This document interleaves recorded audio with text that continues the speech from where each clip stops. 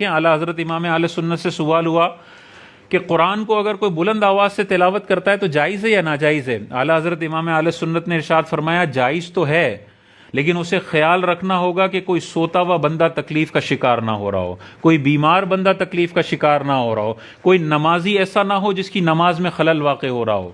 اتنی تاکید، جب قرآن کی تلاوت پر اتنی تاکید ہے کہ سوتے ہوئے بندے تک آواز نہ پہنچے، تو نعت خوانی میں ہم کیسے اجازت دیں گے کہ اتنے بڑے بڑے اسپیکر لگاؤ اور رات کو 3 بجے نعت چل رہی ہے اور سامنے کینسر کا مریض بیٹھا ہوا ہے جو سو نہیں پا رہا؟ اس سے یہ عشق رسول اور میلاد کا صحیح طریقہ نہیں ہے۔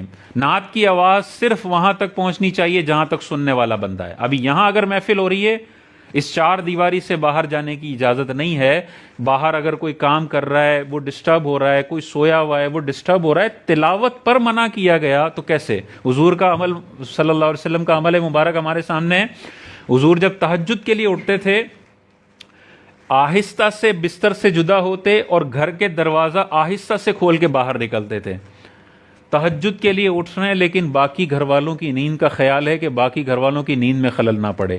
یہ تو نبی نے ہمیں سکھایا ہے کہ آواز کی تکلیف آپ کسی کو نہیں دے سکتے۔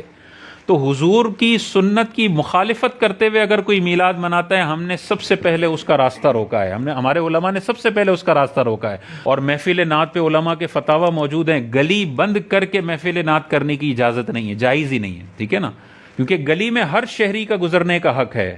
یا تو آپ اتنی گلی بند کریں کہ باقی راستے سے پوری پبلک آسانی سے گزر سکتی ہے تو کر سکتے ہیں، لیکن پورا ایسا تمبو لگا دینا کہ یہاں والا وہاں نہیں جا سکتا، وہاں والا یہاں نہیں جا سکتا، اس کو گھر جانا ہے تو یو ٹرن لے کے 10 منٹ ڈرائیو کر کے جانا پڑے گا، ایسی محفل نعت جائز بھی نہیں ہے اور اس میں شرکت کرنا بھی منع لکھا ہے علماء نے لکھا ہے کہ ایسی جگہوں پہ بیانات کرنے بھی نہ جائیں جہاں پہ اتنی بڑی عوام کو تکلیف دے کے محفل نعت رکھی گئی۔ حضور اس سے خوش نہیں ہوں گے۔ حضور علیہ السلام نے ارشاد فرمایا راستے کا حق یہ ہے کہ وہاں سے تکلیف دہ چیز کو ہٹایا جائے۔ ایک مرتبہ جہاد کے دوران صحابہ نے راستے تنگ کر دیے، اپنے جہاد کا سامان راستے میں رکھ دیا، روڈ پہ راستہ تنگ ہو گیا۔ حضور نے کیسا سخت جملہ ارشاد فرمایا؟ حضور نے ارشاد فرمایا کہ ان لوگوں میں اعلان کر دو کہ جس نے راستہ تنگ کیا اس کا کوئی جہاد نہیں ہے۔ اندازہ کریں، صحابہ اپنی جان ہتھیلی پہ رکھ کے تلواروں کے ساتھ جنگ لڑنے آئے ہیں، حضور فرماتے ہیں اس کا کوئی فائدہ نہیں ہے، تم نے راستہ تنگ کر دیا ہے۔ تو کتنی زیادہ تاکید ہے، تو کیسے اجازت ہو سکتی ہے کہ آپ 25 منٹ کا ٹریفک کر کے نعت خوانی کر رہے ہیں اور باہر لوگوں کا ٹریفک کی وجہ سے پیٹرول جل رہا ہے، ٹائم ضائع ہو رہا ہے، اور وہ اندر بیٹھے لوگوں کو گالیاں دے رہے ہوتے ہیں بعض اوقات؟ تو یہ تو حضور کو خوش کرنا نہیں ہے۔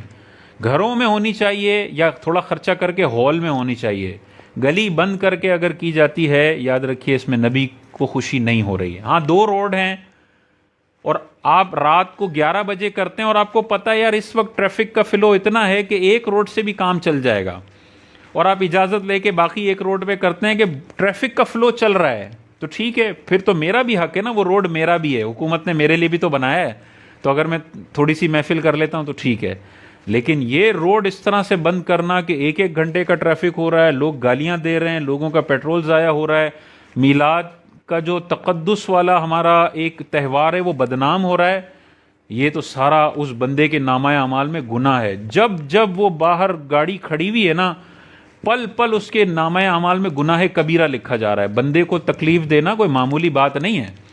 اندر چاہے نعت چل رہی ہو، لیکن باہر تکلیف دینے کی وجہ سے نعت کا ثواب تو ملے گا، لیکن گناہ کبیرہ اس کے نامہ اعمال میں اس سے بڑا لکھا جا رہا ہے۔